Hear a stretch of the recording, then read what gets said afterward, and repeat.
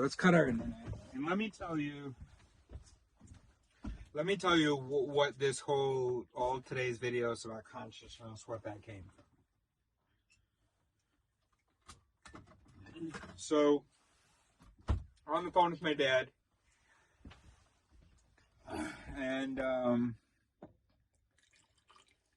I gotta listen to the recording of our conversation about time and the perception of time. But I remember having the impression that when we talked about it when he was here, that he was kind of committed to something about that time really slows down, basically. Because I remember there was a part where he said that in an emergency situation, the brain needs more time to process the different details. So as a survival mechanism, it like slows down time. But he said it in such a way that he himself didn't say anything that sounds that crazy, like the brain slows down time. Or maybe he did. I was like, but you know the brain doesn't slow down time. Also, by the way, a lot of it's an illusion. We talked about a lot of illusions. Another illusion is that the brain's like picking up all these details and doing all this amazing processing. Where instead the brain, yes, there's more activity, but also it's like focusing on specific things. And there's a lot of activity that involves interpretation and stuff, not actual like retention and observation. Which is why it's not like when you're in an emergency situation, like the brain always does like the perfect thing. Or why our memory of it, it also explains why our memory of it is, of even emergent situations, of flashbulb memories are often wrong.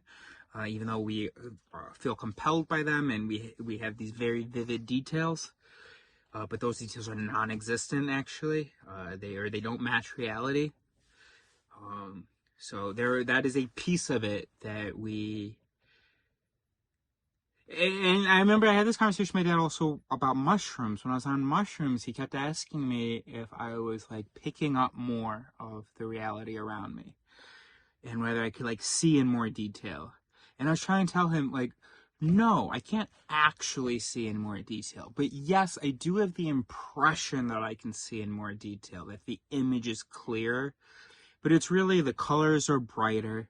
It's really that I am spending more time with this stuff, literally. It's not that if I spend the equal amount of time with psilocybin and without psilocybin, that with it I'm actually like picking up more information. But I do have the impression of doing that. I do have the impression I do feel more connected to the things that I'm observing. And we couldn't come to an understanding on that. He kept saying, "What's an impression?" And well, I don't know what an impression is. I don't know. That's what I said. I just don't think that if you tested my detail something and you gave me the same amount of time as someone who's not on psilocybin, I don't think that you would see some sort of a net, superior result from me on psilocybin than from the person not on psilocybin, or from me at another time not on psilocybin.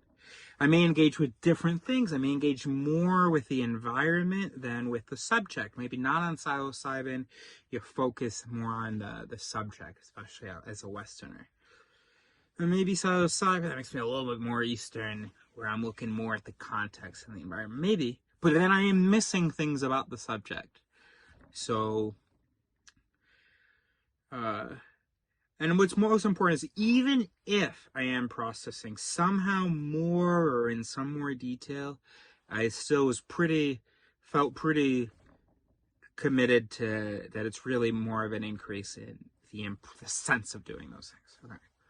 So then we were talking about time, and if you assume of the brain to be reasonable and magical, and you haven't watched videos on this channel, then you think that like it knows things and like it is connected to reality. And so you think things like the brain had, oh, another thing my dad would say is that he would talk about the brain blocking things from the consciousness, from the conscious self.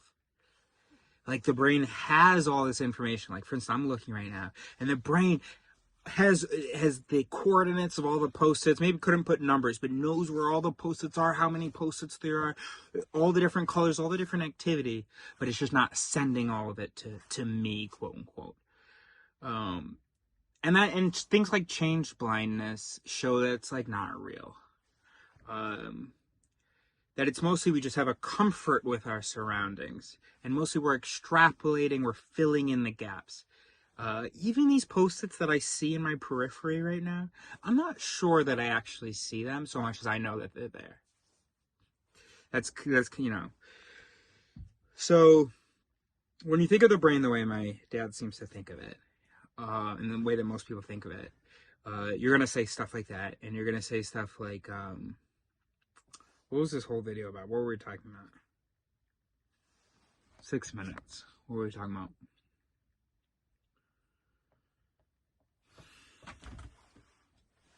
Going into town tomorrow among the humans, so we can re-up on alcohol. Soju stuff is great, man. Oh, great.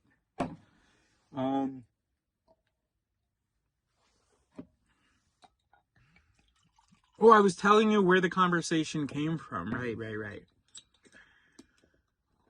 And so then you also think that like the brain follows time. It like has like a perfect time sensor or something. But then, God, what was he saying? I recorded our conversation from earlier tonight. He said that it's not an illusion that time slows down in these emergency situations, that time actually slows down. The brain mechanisms actually.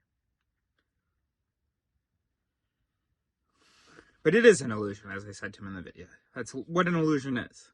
It's when brain mechanisms produce a truth, a conclusion, a belief, a judgment, a perception, whatever, that doesn't match reality. That's an illusion.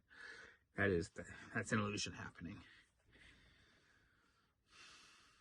A good representation of reality, we don't call an illusion. When the brain it's like, whoa, that's a really real misrepresentation, then that's what we call an illusion. In fact, most of our representations are inaccurate and are illusions. So if we just, like, wait a minute, literally, okay, if we reinterpret what I just said, what about your blind spot? There is literally a part of your visual field that is not, there's no photo information coming in. There should be at least one hole, because I don't know, the eyes, the visual field merges maybe. There should be between 1 and 2 black spots right now. There are not. There are, but there are not. So my point being that, yeah. I think my point's clear, actually. I don't think I need another sentence. Couldn't give you one if I did. So,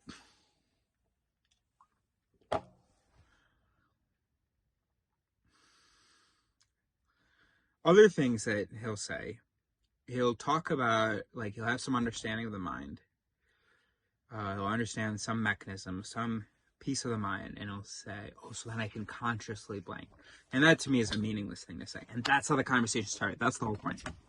But I'm just thinking about, in a previous video, I started talking about social proof, and I don't think I said what I wanted to say about that whole thing, which is that my dad acts like, it seems to think, and most people, okay, so Dad, don't take it personally, seem to think that, for instance, let's say you could be influenced by social proof, but then if you know that social proof is a potential influence, and you don't want it to be an influence, then it cannot be an influence, and you can just evaluate the situation properly, what should be done. So, he uses me as an example of social proof, my life choices. Obviously I didn't do the thing that's proven by society, the thing that my social proof mechanism would indicate. Definitely have that mechanism. I have definitely felt my distance from what is normal. And yet I have, blah, blah. And often when we were driving, for instance, there would be a whole bunch of cars in a lane, and I would pretty consistently go into the empty lane. Or there'd be a whole bunch of cars parked in a certain area, and then so that meant we had a whole area to ourselves because everybody just kept going to that area. And my dad kept saying, so you know social proof. You know about social proof, and so when you see that, you're able to consciously blah, blah, blah. I don't know whether those words actually came out of his mouth, but I think that this matches his sentiment and what he communicates to me. Correct me if I'm wrong. And give me an AM. If you watched my PM AM, that's huge. Watch it, because we're going to be using that. So give me an AM. And let's figure out a correction together. And,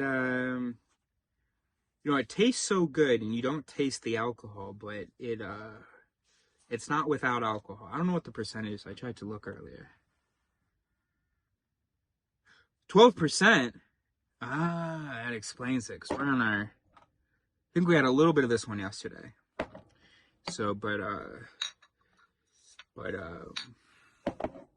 the time we do what we're going to do to this one, we'll have done two. I'm sorry. So, sometimes he would know things about the brain. For instance, he's a pessimist.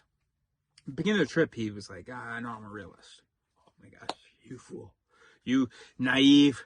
I meant fool in an endearing way. Sorry, Dad. I really did. You goofball. And then he started to realize that in some ways that he can sometimes jump to the negative answer, the safe than sorry rather than sorry answer, and sometimes it's not necessary, sometimes it's not justified, and sometimes it's even counterproductive to actually ending up finding the right answer, the good answer, the answer that brings value. So, we're supposed to go to a bar over there. We turn down the street. Oh, there's nothing down the street. And I went a few more meters. And it seemed like there might be nothing down that street, but then we just saw behind the tree. Oh, that's a building that's like open for business that has a bar in there. Let me let's do another BonCon.